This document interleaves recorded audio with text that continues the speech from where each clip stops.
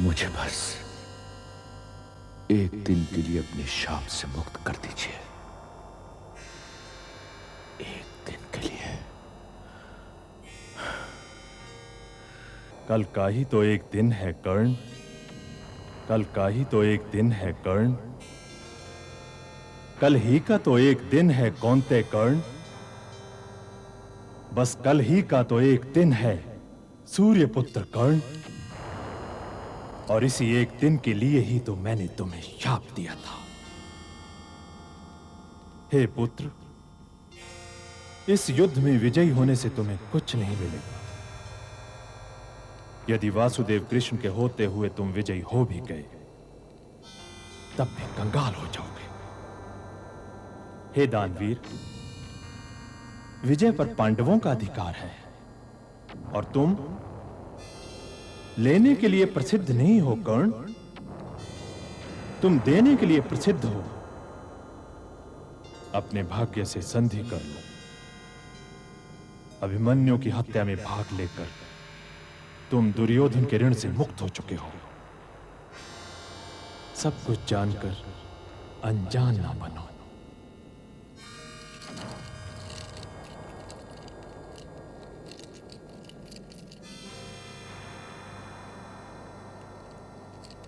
मेरे आशीर्वाद की छाया में जाओ कर्ण। मर्त्यलोक हो चाहे स्वर्गलोक, जब भी वीरों महावीरों की सभा में तुम्हारा नाम लिया जाएगा, सभी वीर खड़े होकर तुम्हारे नाम का जय जयकार करेंगे।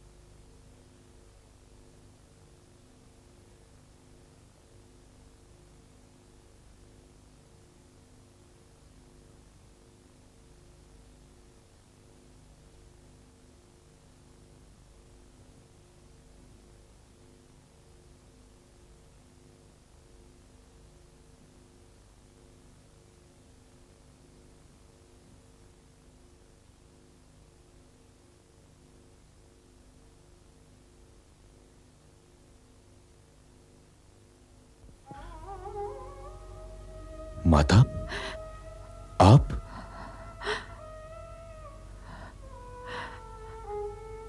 आयुष्मान भव पुत्र, आयुष्मान भव।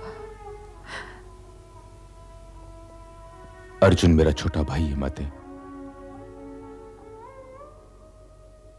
इस आशीर्वाद पर उसका अधिकार मुझसे अधिक है, किंतु आपने यहां आने का कष्ट कैसे किया? मुझे तो आपको दिया हुआ वचन याद है। मैं जानती हूं पुत्र, तुम अपना वचन भूल ही नहीं सकते, क्योंकि तुम तो कुछ भूल जाने पर तैयार ही नहीं हो पुत्र। कदाचित ये मेरी शक्ति भी है माताश्री, और मेरा दुर्भाग्य भी। किंतु पुत्र, मैं तुम दोनों में से किसी पर रोना नहीं चाहती, किसी पर रोना नहीं चाहती पुत्र, किसी पर रोना नहीं चाहती। ममता को भी इतनी लिप्सा शोभा नहीं देती माताश्री। यह हस्तिनापुर के होने या ना होने का युद्ध है, और आप तो भरतवंश की कुलवधू हैं। आपको अपने कोष में से कुछ ना कुछ तो देना ही पड़ेगा। माता गांधारी तो अपने 99 पुत्र दे चुकी हैं।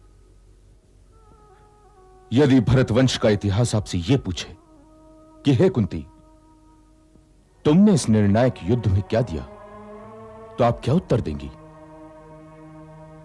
मैं नहीं चाहता कि आप भरतवंश के इतिहास के आगे लज्जत खड़ी दिखाई दे।